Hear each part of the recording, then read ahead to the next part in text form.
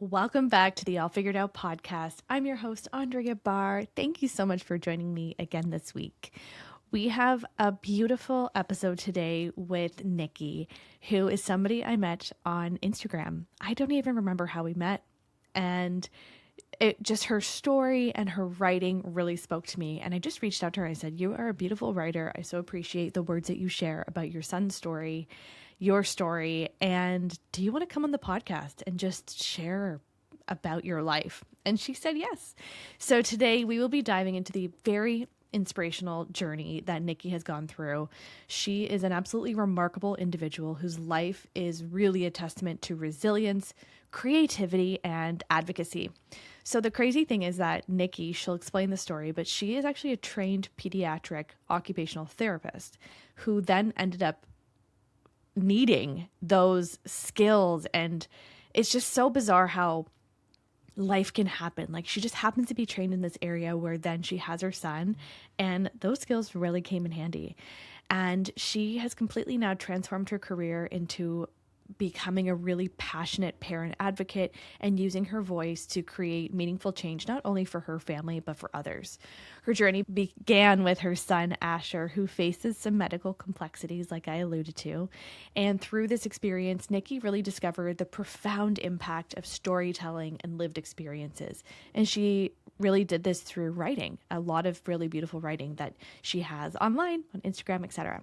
Nikki believes in the power of intuition and the importance of sharing your story with other people. And in this episode, she really reminds us that our voices and our experiences and sharing them really, really matter. And by sharing them, we can help other people who are navigating similar paths. And that's something that I really am passionate about doing on this platform, on this show, is sharing a variety of different stories so that whoever is listening, and if it's one person who feels seen, heard, and understood by somebody else's story, like, that is just my motivation. And so whether any of this resonates with you in your life circumstance, or you just take away from this episode that, wow, yeah, writing is some medicine that I could really lean on, or telling my story, whatever that part of your story might be, whether it's, something crappy that happened last week or something in your childhood, that sharing our stories can just be such a powerful tool to connect with others. Nikki is wonderful. This is a really lighthearted and inspiring episode. So I hope you enjoy.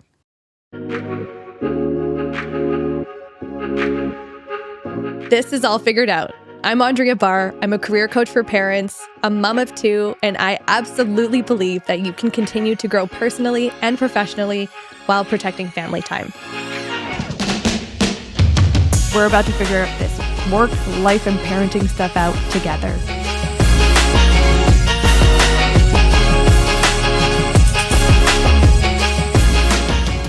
Nikki Holekamp, thank you so much for joining me on the All Figured Out podcast. Well, thanks for having me. It's such a So pleasure to excited have to you be here. here. Oh, well, I'm excited. I met you online. I think it was on Instagram. And I think I reached out and said, "You have such beautiful writing." I mean, probably your penmanship, but what I meant was the words that you write that I saw online. I think that's how we met. That's right. That's how we Yeah. met. Yeah, Yeah. you sent me a message and said I love your writing and let's talk. And Oh, I felt so honored. yeah. Well, I'm so excited to just tell your story. We've yet to tell a story quite like yours on the show that is going to be really weaving through life. Life as a professional, into motherhood, parenthood, into life with children who have different needs than perhaps your typical child or average quote unquote Canadian. And so I'm so excited to just bring that conversation. You just seem so open as well. And so I know when I mess up something, you're going to let me know. And we're going to just tell this beautiful story together and inspire those who might be going through their own stuff, as we all do in different We forms. all do. Yeah. Yep. Yeah. We So all take do. me back to, I mean, I always say I'd love to go back to your childhood, but we don't quite have time for that. What was life like before children? What were you up to? Yeah. I was born and raised on Vancouver Island, and I went to university in Victoria and then grad school in Alberta. And my husband's from the island as well, and we've just spent a lot of time living here. And we spent many years living in Tofino. and traveling. And then we settled in back home in the Comox Valley right before we had kids. Dreamy. Dreamy. And what was your grad program in? I have a master's in occupational therapy and I specialize in pediatrics. So you were like, I've got this. I've Yeah, got I was like, this. I've got this. Right? Yeah. What was that like going? So being like, okay, I don't know how you just conceived your children, but, um, where you're like, okay, let's do this. Like, I feel confident as you're a parent. What was your mindset going in? Yeah, it's funny because like up until I had kids, I was like, oh, I kind of feel like a fraud. Like I'm giving all this advice Mm, on parenting tips and therapy strategies, but like I don't have any lived experience. And then, fast forward, I had my daughter and then I had my son, and it was really like flipping the script where I suddenly was living in the world that I was working in, and my two worlds kind of got like meshed together as one. I can't even imagine. That's just so, I don't want to say unfair or just weird when life does things like that. How Yeah, did you feel? What word would you describe? I I felt in a way that I was like really well equipped to handle the situation that I found myself in when he was born 4 years ago.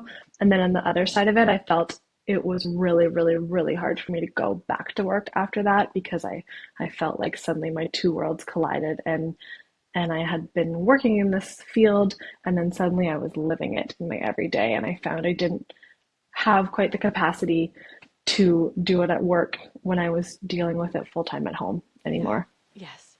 Holy smoke. So you're an occupational therapist specializing in pediatrics. You have your daughter Scotty 7 years ago. We have to call that out because my husband's name is Scotty, and him and I both agree that is the Yeah. cutest girl's name ever. So you had your daughter 7 years ago, and I'm sure you're like, okay, like I guess what was that parenting? What was those first like single? You have one child. Those first 3 years of Yeah, just having Scotty, what was that like? it was just, like full of bliss and all the newborn things and all the firsts and all the milestones and like so much excitement. And then, yeah, and then having two in and of itself is trickier to navigate anyways. But yeah, no, the first few years with just Scotty were they were a breeze. They were so fun, and Oh. we traveled and did all the things. Yeah. And did you go back to work after you had your daughter? I went back to work. I went back to work and we started building a house when I was pregnant with my second, and we moved in about a month before he was born. So we were like busy, but we have lots of family support in town. So I did go back to work part time, and yeah, it was good. It was a good balance. At that point, before you even had Asher, whose story we will be talking about in depth, um, did you find it? I've never actually asked this question, but did you find it challenging to be a mom outside of work and then go to work and also be working with children? I did, but not in the same capacity until after I had Asher. I found like I had a bit more insight and I felt actually a bit more confident at work after having a kid of my own. I found I could be a bit more relatable, but yeah, I wouldn't say it was harder until after I had Asher. Yeah. I'm only laughing at the giving the advice that's come up quite a few times actually on this podcast, of like all of us just laughing at the stuff that we used to say before we were parents, or like the advice you're trying to give or the judgments you're passing. Or one of my always bring up my girlfriend Gabs, who's a family doctor, and she's like, I just woof, like what was I saying to these parents?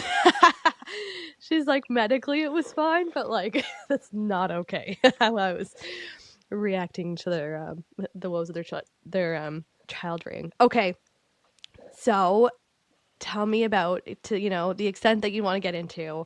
I want to hear pregnancy with Asher, birth days, whatever you want to share about that whole experience that feels Mm, meaningful to you in this story. Take it away. yeah.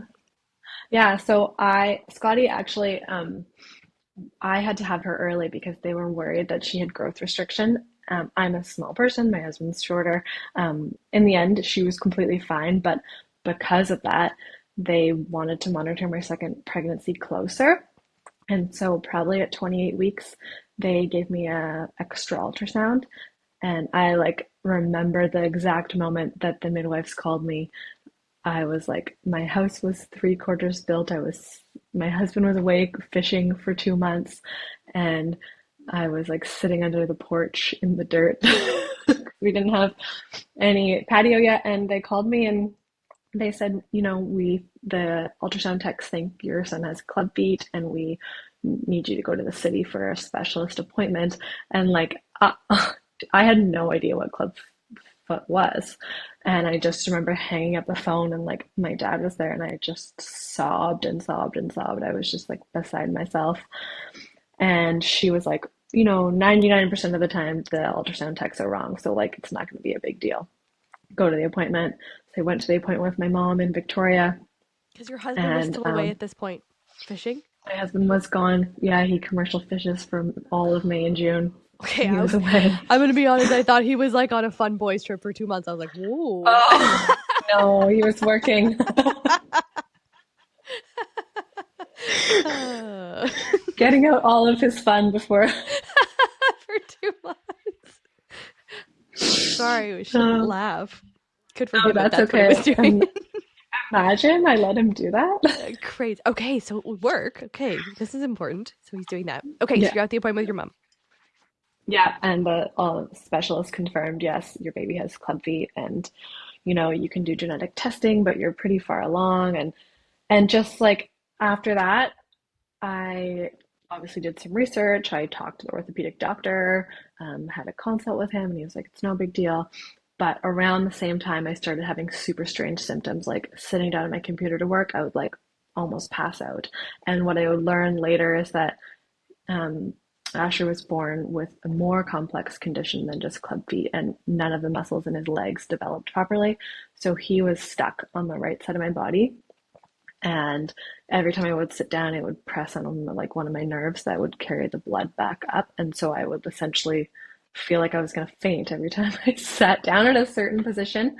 But he was stuck and he couldn't move. And, I think inherently, like when they told me that first appointment, or even when they called me and they were like, it's probably not true, I was like, I know that this is different. Like I can feel it inside that something is different. And, I think you just know those things as a mom. And, it was spring and summer, and I went through the whole summer just like kind of living in this limbo of like so much stress and really trying to soak in the moments with my daughter and summer.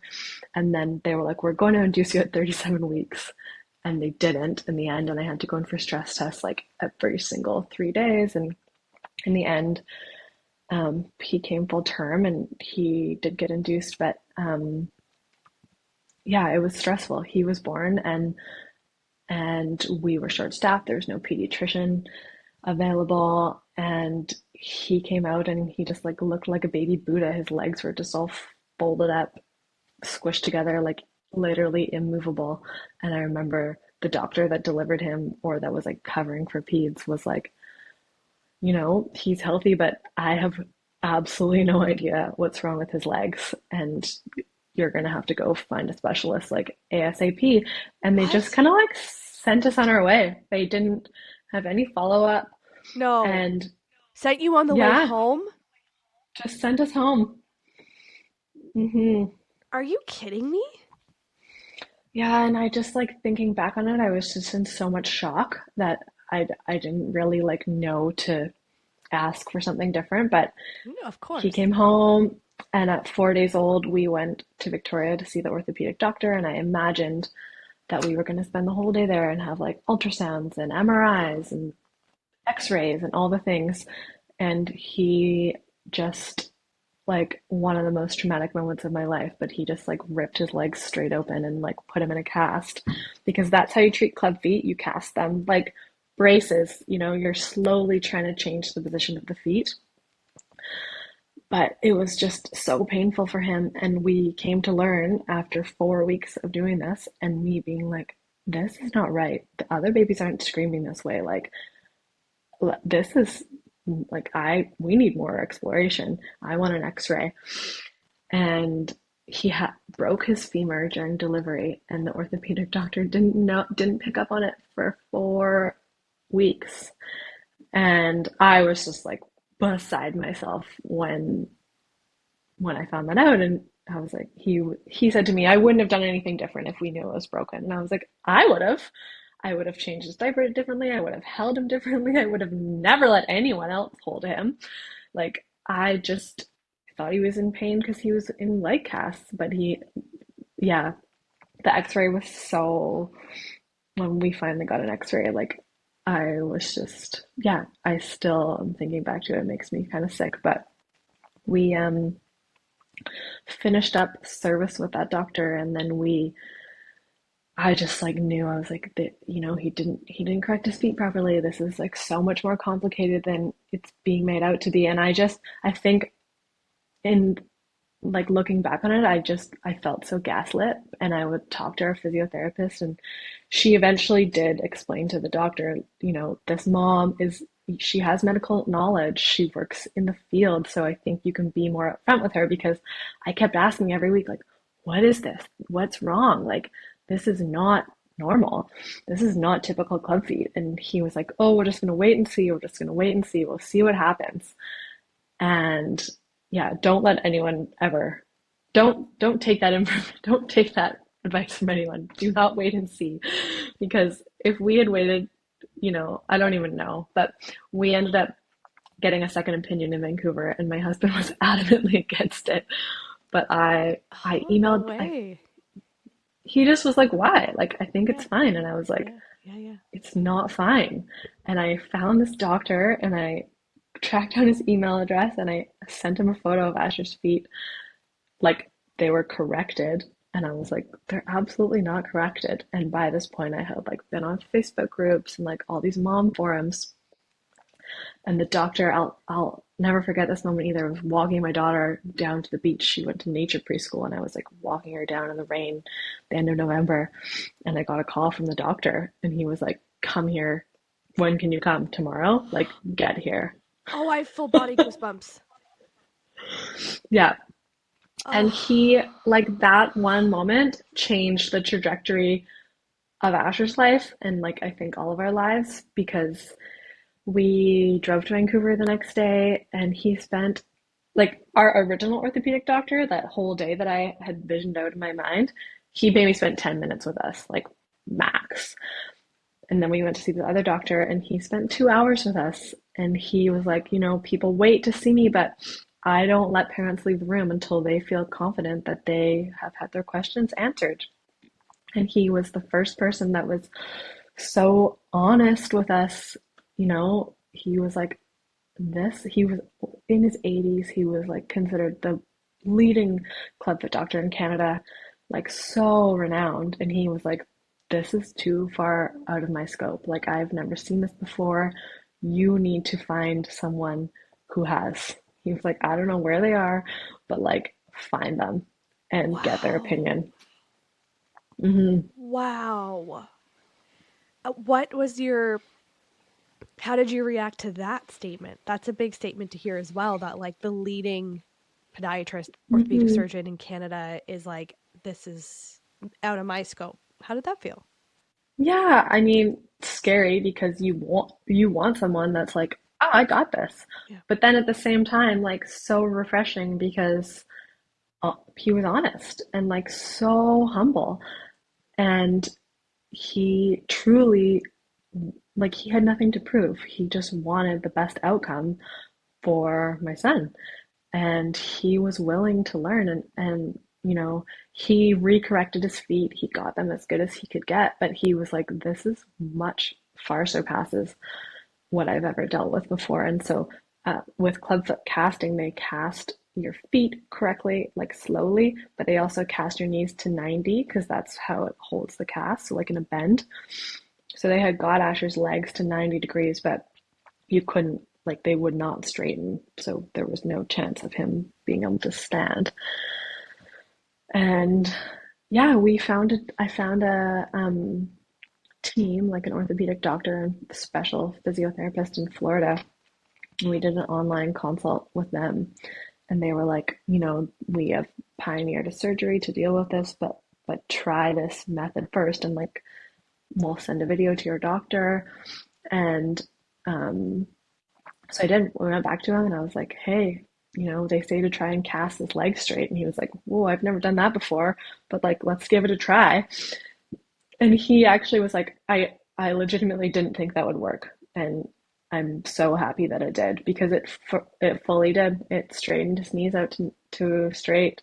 And at the same time, we had finally gotten in to see neurology because in the end, Asher has a neurological condition. And we also told our neurologist that we were going to straighten his knees in cast, and she was so mad that we got a second opinion and just furious that we were going to go against her advice that, we never have had a good relationship with her. And so, we've come up across so many doctors, and even our first doctor, we had to tell him that we got a second opinion and that we weren't going to stick with him. And he was so I was scared. I've never like had any kind of anxiety, but we we had an appointment with him and we had to walk into his office and Asher was in casts from the new doctor. So I was like, well, we have to tell him because he's going to be like, where did he get those casts? Whose casts are those? Oh my gosh. But he was good and he's remained good. Like I think he recognized that he didn't have the expertise to deal with it either and he's helped us. Like I've never let him work on Asher again, but he's helped us navigate, dealing with doctors in the US and being a person on the ground to follow up because yeah, ultimately we have left the country multiple times for care to seek the right treatment.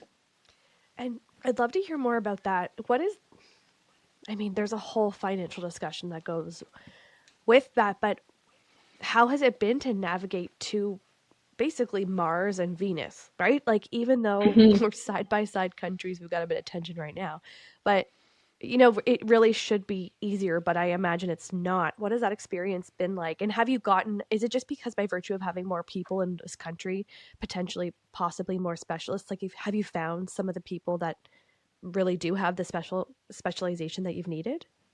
Yeah, we have. We actually found a kid that is 3 years older than Asher, and like when you put their with the same diagnosis and you put their photos side by side as baby, like they look like twins. Their legs are the exact same shape. It's wild. And um yeah, so we have talked to that mom extensively and we found out where they went. And so his diagnosis, 1 in 1 million people have it. Like it's so rare. This is And no Asher's? one, yeah, Asher. Yeah, So they've yeah. never, no one at BC Children's Hospital has ever had this diagnosis before. And there's a research team in the States that is researching it and like working on a treatment, but they have a document and they're like, look into these things. So I was like, okay, let's look into these things.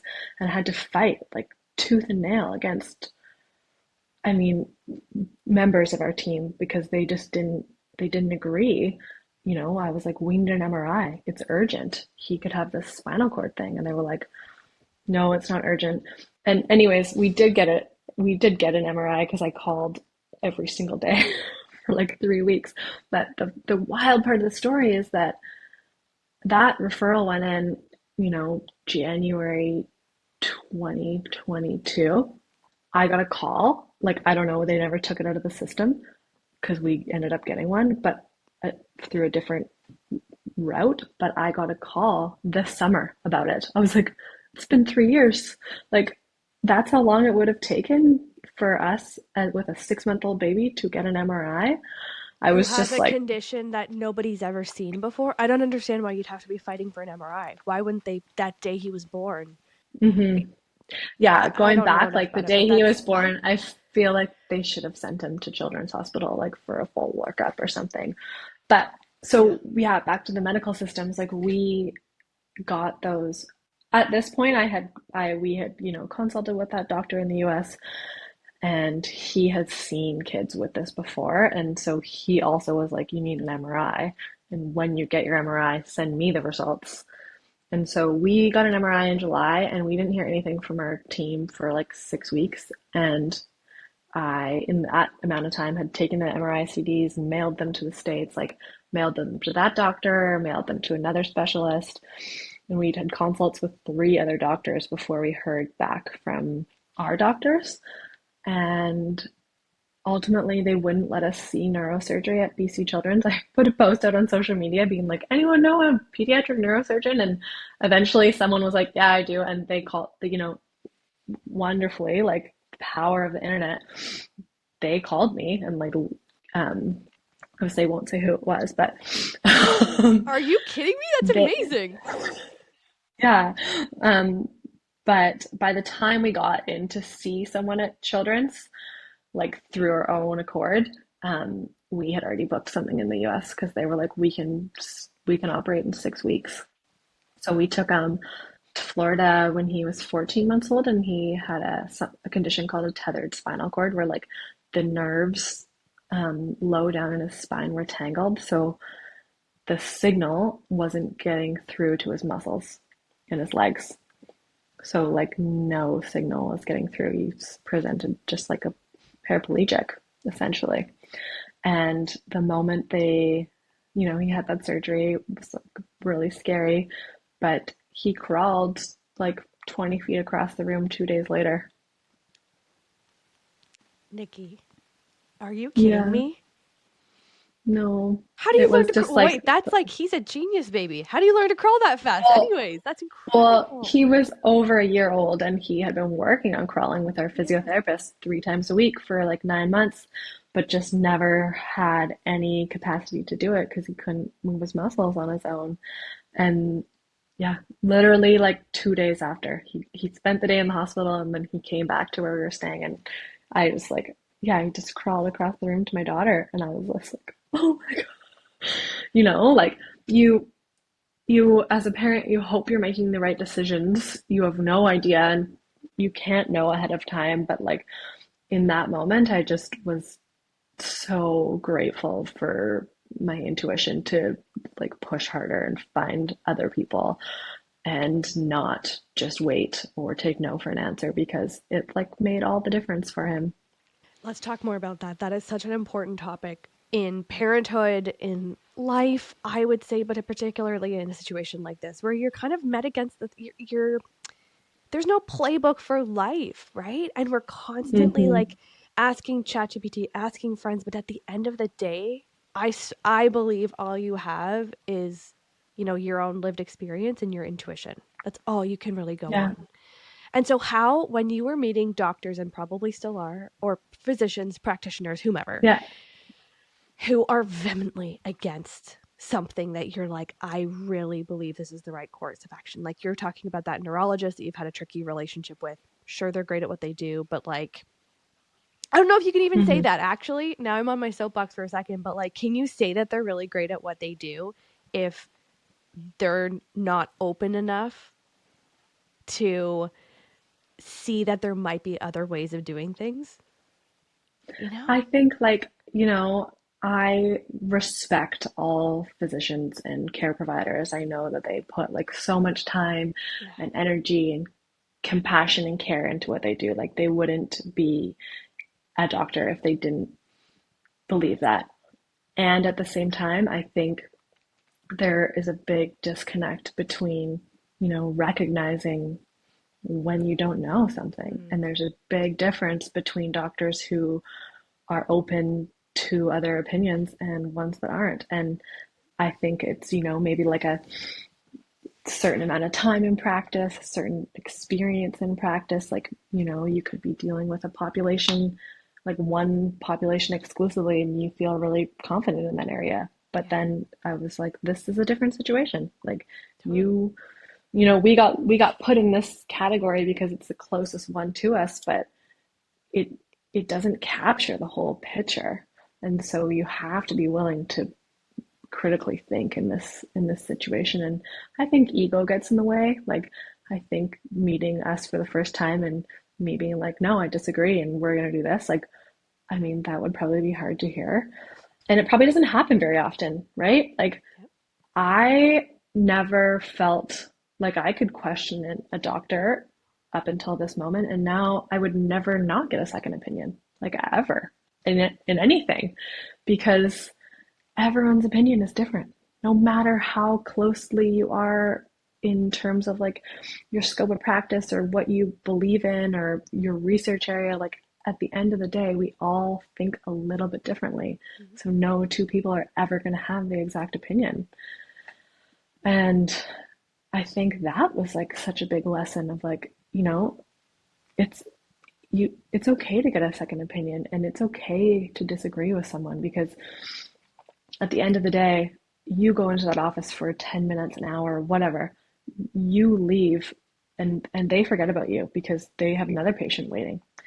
And they're really worried about life or death. Like, our medical system is so reactive. They're like, is this an immediate life or death concern? No? Okay, moving on. Whereas you go home and you're living with that. Like, whatever the diagnosis is, whatever the situation is, you're living it. So, people need to give themselves the permission to stand up for what they want, because you're, at the end of the day, like, you're the one going home with it, not them. Yes. So, practically speaking, how does one go about? I know you'll speak to your experience in Canada. How does one go about getting a second opinion?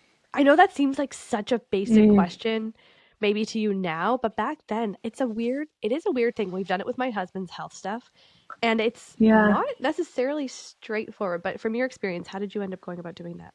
yeah, you're right. It's not straightforward. And like, I have never been able to get a second opinion from another neurologist, because there isn't one. Like, there's no other neuromuscular specialist in the province. But um, and it's tricky because we've asked our pediatrician for referrals to certain places, and he's like, well, I can't overstep that doctor. Like, there's like a hierarchy that exists, I think, within the system. But, you know, thank goodness my family doctor, she has just been our savior. And so I would say finding someone on your team, wherever it is, like specialist, GP, just someone that really understands your story and your position and your situation, because she has been like, where do you want? I'm like, I want a referral to a doctor in Toronto. And she's like, all right.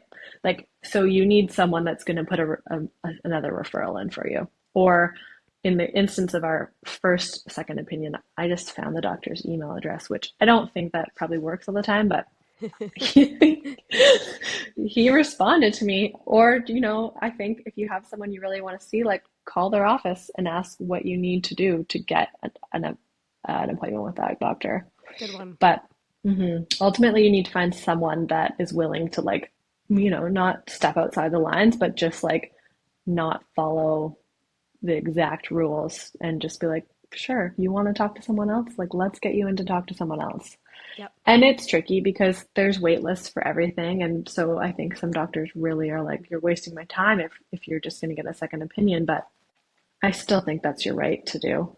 I think there's something, this is not the right word, sexy about a human being who is willing and open, and the confidence. I use the word sexy because there's this like confidence in a human being to be like, yes, like I'm so open and willing for you to go explore your options, so that if and when you come back to me, it's a hell yeah. And this is such a trite Yeah. example, but in my coaching work, I meet with people all the time who are like, okay, I'm looking for a career coach. Like, are you the right person for me? And there are so many times where I'm like, you don't seem necessarily convinced, or whatever. You seem like you need more information. So let me answer those questions for you, or let me give you a couple other options. Or there's definitely times where I'm like, hey, I'm not the person for you. I can't deliver on exactly what you need, say some technical recruiting thing or whatever. But I'm like, I strive to be that person, because there's just this like beautiful confidence, and it's such an attractive quality in a human being who can have that confidence to say, like you were saying before, like, you know what, I've not really worked in this particular instance, and I wonder if there's someone else out there who can. It's Yeah. bizarre to me that like adults, we look at some of these, say, practitioners who were supposed to be adults, 50s, 60s or whatever, Hmm. and you're like, you can't put your ego aside in that way and be like, let me phone a friend. You went to medical school with all these colleagues. Like, what? My husband had some beautiful situations of that, where both situations happened where we had terrible, not terrible, but people we really didn't jive with. And then there was other doctors who were like, I'm going to call my friend who's in Texas, because this situation with your heart is like a bit complicated. And this particular Hmm. situation I've never seen. And so let me call my friend in Texas. We're going to collaborate on this. And he would, on his own time, on his own accord, on his personal cell phone, he'd call this dude from medical school. And this is an 80-year-old physician. And I'm just like, that is so attractive in a human being. We had the same thing, and I think, similar age thing. And I wonder if you get to a point of your career where you're just like, you're not trying to prove yourself anymore. And you're just like, this is outside my capacity, but let's figure it out. Like, there is someone out there that's gonna know. And because you can't absolutely know everything. Medical sciences are advancing at a rapid pace, and there's innovation happening all over the world, and we have access to it. So we should do that. And you're right. Like, coming back to someone with the confidence of like, yes, this is it. That feels good, and that just feels grounded. And like, that's how we were when we went to Florida. I was like, this is if we're gonna go and we're gonna pay, and this is the place we want to be. Like, this is the top place, and like, I feel sure of that. And that's what you want going into any kind of surgical medical condition, for It's so sure. true. It's so true. And who knows? I mean, maybe at the time, Asher couldn't comprehend what was going on as much or couldn't verbalize back to you, but like he could feel the vibe of you guys being, I imagine, excited and confident. And so he's going into that surgery. And I totally believe in the psyche of going into a surgery or procedure or anything. And like that, I think that really affects your outcome. And it's like he could probably sense it. You Mm-hmm. guys were like, we have so much trust in these people. Like, you're going to be in great hands versus the Mm-hmm. reverse, going to some of those people you're working with where you're like, he could probably sense that like you were like getting the ick from some of these people. Yeah, well, he, like, not as serious, but he ended up he's had like 6 surgeries, like, all pretty minor. But he had a foot surgery last winter that was quite extensive. And someone here recommended it to us, someone we hadn't seen a ton. And I was like, I'm gonna get another opinion. And we had seen a foot doctor when we were in Florida for his spine, and then we'd seen another specialist. We traveled to the States when he was like 10 months old to see this specialist. And so we got both their opinions, and they were all different. Every single one of them was completely different. And we just, we made the choice to go back down there because I was like, well, they were much more aligned in their opinions. And one of them was kind of in the middle. And also, exactly, like, I just have trust in the system. Whereas, like, I had friends that were taking their kids for surgeries here and they were getting canceled because we didn't have enough staffing. And I was like, I'm not going to cast your legs for 4 weeks just to have your surgery be canceled, maybe. And same, like, have someone operate on you that's never operated on this condition before, whereas these people have. So, like, there's a short-term cost to it, but the long-term benefit just is so much more substantial that for us, we were like, it's not a choice. Like, we have to, we just have to have the right care. Good And for I think we're you. at a point where we don't need a lot of intervention at the moment, and we can consult with them and talk to people here and have a bit of both worlds. But yeah, like, they're exactly like your situation with the doctor in Texas. There's people out there that specialize in very rare things. And in those situations, like, you need to find the people that have those answers. You're so right. What does life with Asher and of course your whole family with Scotty, your husband, what does life look like now with given his condition? Where are you at? Yeah, he is just like such a little resilient, charismatic person. He's 4, and he primarily gets around using a wheelchair. Up until like a couple months ago, he's just crawled. Like, he's had no interest in using a walker or using his wheelchair, but he just started preschool and he's loving it. So he takes his wheelchair there. And he can get around using a walker. He just chooses not to. Right now, it's like slow for him, and I've struggled so much, like, pushing him to do it. I'm like, use your walker, and I have had to really let go of that control of like, you're not ready to yet. You don't want to, and you don't care that you're crawling around. So why should I care? And so having to let go of that has been a really big learning for me, just like letting go of the expectations and the milestones, because I think he'll get there, but it'll just be in his own time. But Yeah, we travel a couple times a year to go to a private therapy clinic in Alberta that has like made huge difference for him.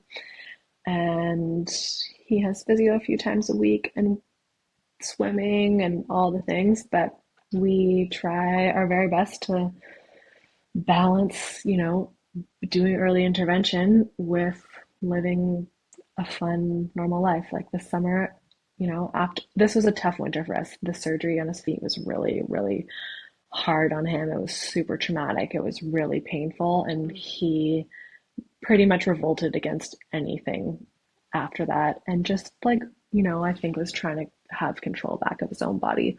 And it was hard for all of us. It was a tough winter, and so we just canceled. I canceled every single appointment possible, and we just took the summer and like went to the beach and went to the cabin and went boating and did all the things, and just like really for the very first time in 4 years, like settled into a summer of just enjoying life because there's a balance between pushing to have a certain outcome and then also just like surrendering to the fact that like he's his own person and he's going to choose how that looks for him and when he gets there. And yeah, Wow. And I bet that was his way of, using his own intuition or his own, I don't know, voice, if you will, to say like, no, enough. Like it probably came across as like what a 4-year-old, how it comes across as a 4-year-old. But, for it was totally. probably hard for you to hear, but maybe that like, okay, yeah, this is just what you need. Maybe he was sensing it's what you all needed to just, yeah, put the appointments We on hold did. too. Yeah. Yeah, we did. Like, I went on medical leave this winter and I came back and I was feeling it too. I was like, I'm not ready to go back. Like that was traumatic. Like that was tough. Like this is a hard situation to navigate. And we take him to an osteopath. We take him every week for like the last 3 years. He's just so gifted. I don't know if you believe this kind of stuff, like energetically, but he was like he's got a bubble up around him. Like he doesn't want anyone in his space. Like he has a protective, energetic bubble around him. And I was like, I believe you and I trust you. And we're just gonna take a break.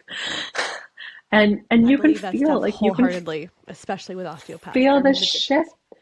Yeah, and you can feel the shift in him now. Like we stretch his feet every single night. We've done it for 4 years. Like he has muscle stim put on him every day. Like he is like his space and his body is invaded in so many ways every single day. And like he's never put up a fight against it. And then suddenly he did. And I was like, we have to respect and listen to you on this.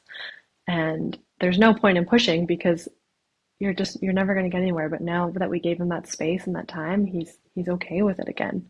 Wow, good for you. So you said you went on medical leave this past year. Given this is a podcast for parents who are typically working out of the home, what has that experience? I know you said it was really tricky to go back to work and to work in a field that is now feeling way too close to home. What was it like to, just be back in that field working? What led to you deciding to take or, needing to take a medical leave? Yeah, I took well in the fall before we went on surgery. Like, I was having full blown panic attacks. Like I couldn't go to work. I was just, I think like the 3 years of stress really caught up to me, and living in survival, and then just it slowly taking over my nervous system. So I took medical leave to go. We went to the States for a month, and then we came home for a couple weeks, and we went back for another couple weeks. So we like collectively November, December, January, we were mostly gone. So I took the time off for that, and then we came back, and I just, I didn't anticipate his recovery to be as tough as it was. He had scars like the whole length of his feet inside and out, and he wouldn't let anyone touch him, and it was just so hard to see and to handle him in so much pain. And yeah, it's tricky at my work because I'm dealing with kids that are and parents that are dealing with tricky things, and I just don't have the same capacity I have to give that out to other people anymore because I'm giving it to I'm using it up myself. And I had to just delay because I wasn't ready, and I eventually had to go back because my time had run out. So I wasn't really ready, but yeah, it's a balance. Like some days I find it really triggering, and some days I'm really happy to be able to offer the guidance and support.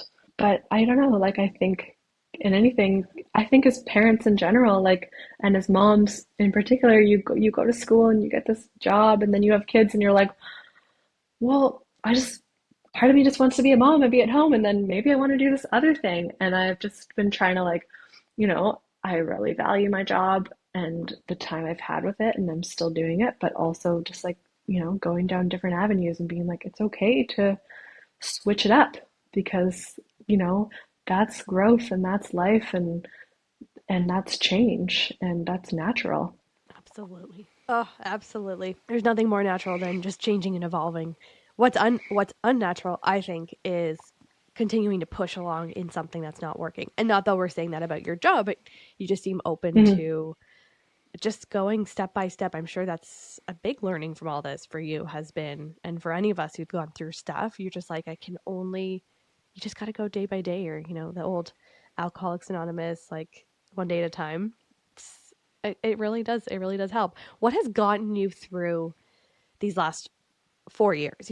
Just the highs and lows. What has been consistency, self care? What does that look like for you? Yeah, I feel so grateful to have both of my husband and my families in town. We have so much support. That and having a strong foundation of a relationship with communication. And like I've had some of my friends say to me, you don't talk about how you're feeling.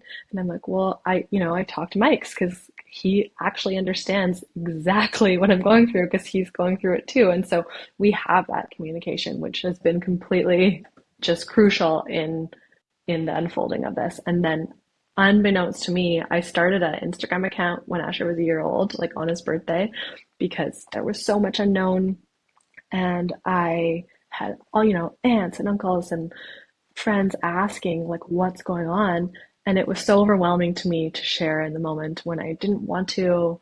And I started writing about it and I started sharing that way. And it's evolved over time. It started with like really concrete updates, and now it's more evolved into like my perspective, which I think is maybe how you found me. But yeah, I just started writing and sharing that way, and that, I have like pages and pages and pages that I've never ever shared, but maybe I'll be able to write a book one day. But just just the like processing it through writing has been helpful, and sharing it and connecting with other people that are like going through not the exact same situation but navigating something similar, and having them reach out and being like, this helped me so much. Like that has been really really amazing for me to see. And just, yeah, I think sharing it on my own terms and how I want it to be seen in the world or heard in the world has been one of the biggest helps for me.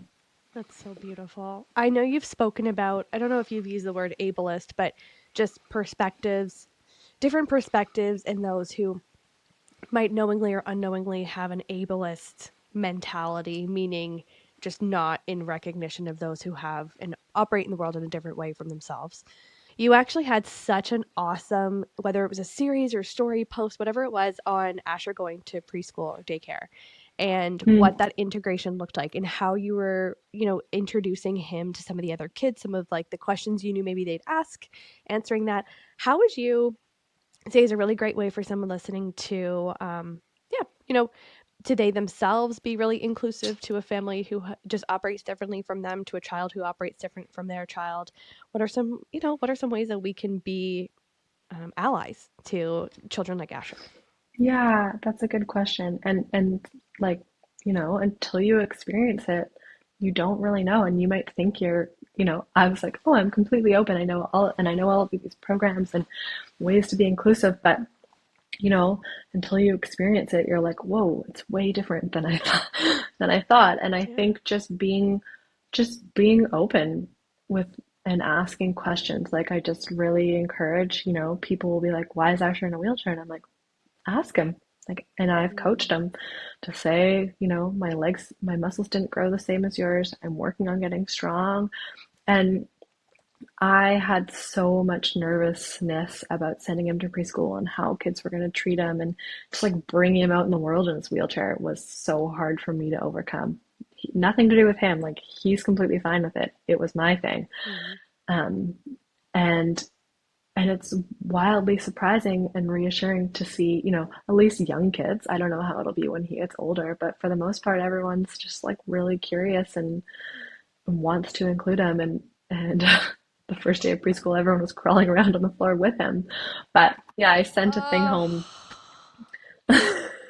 Yes. I sent a message home to the families just saying, like, this is Asher, this is why he uses a wheelchair. Like, feel free to ask him these questions. It's okay if you want to touch his wheelchair, but you need to ask him first. It's an extension of his body. And I think just teaching kids and people that, everyone moves through the world in a different way. And I think, a bigger piece of it is that I've learned nothing to do with like mobility differences or anything, but people, when you take a step back, everyone's going through something hard, or most people have gone through something hard. And so just being empathetic to the fact that, how someone shows up on the outside may not be the truest form of them on the inside. And so just like having compassion for everybody that you meet along the way, and just being open to hear and learn about their story, because it might be wildly different than you think it's going to be. Absolutely. And speaking of differences, how has your daughter, not speaking on her behalf, but in what you've observed of parenting two children who have different needs, physical needs, how has that been to ensure that, oh goodness, there's equity? I can't say equality, but equity in the household, that you're spending the time that you want to be spending with Scotty as well. Like, how does that go? I can only imagine that would be complicated. It was tricky, I think that if I could have reversed a little bit, I sent her right to preschool that fall, and it was hard on her, and I just like, we were like, you have to go. And I wish that I had given myself the permission to be like, no, our circumstances are different. Like, let's just let her hang out with her grandparents in her safe space, because she's really empathetic and she takes a little while to warm up. And we were gone every single week for 9 months. Like, we were in Vancouver or Victoria every single week, never the same day, never the same amount of days. And she was like so loved up by her grandparents, but it was hard for her. She got to the point where she wouldn't even let me go to the grocery store. And so we had to really like invite her into the experience. And we always take her if we're going anywhere for like more than 2 days. We always take her.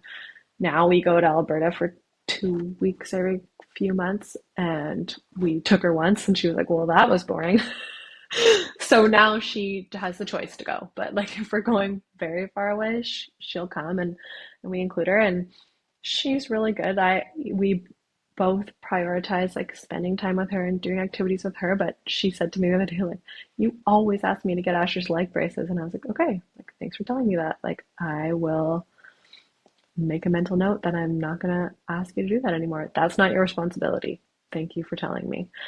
And she said, Asher gets treated differently than me. And I think it's true. And at the same time, it's also educating her that he gets treated differently because he has different needs, and he doesn't get to go play soccer on Saturdays, or, so it's not I never want to make her feel bad for the life that she has, but I also want her to understand that just people's lives look different no matter what in life. Like, no two lives are going to be the same. So yeah, I'm still navigating how to teach her that and how to best foster that within her. But she loves her brother so much, and she's just his biggest cheerleader.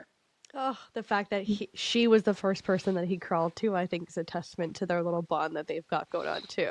He's probably like, finally, I can come get you. Yeah, no, they have a very good relationship. That's so beautiful. Well, is there anything you want to say? Because you're such a beautiful writer, is there anything that you feel is missing from our conversation today that you want to share?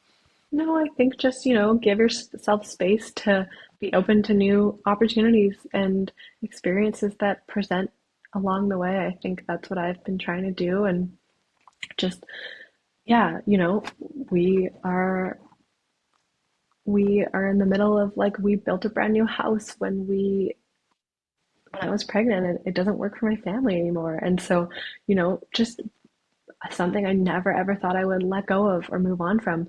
And I don't know if I'm for sure going to, but just, being open along the way to what that your life is going to evolve in different ways, then you can't see the big picture. And so just following your intuition and saying yes to different experiences that are going to help you grow and help you see and expand. And yeah, just like, I if I was to give one message to anyone listening, it's just like, it took me a really long time to find strength in my voice, and sharing, being vulnerable is really hard, but the power and the collective, like, support that comes through it has been so just magical and so healing in so many ways. And so just, follow your intuition and use your voice and share your story, because everyone's perspective and story matters. And that, at the end of the day, is like part of the human experience and how we all learn together. Wow, mic drop moment. Thank you.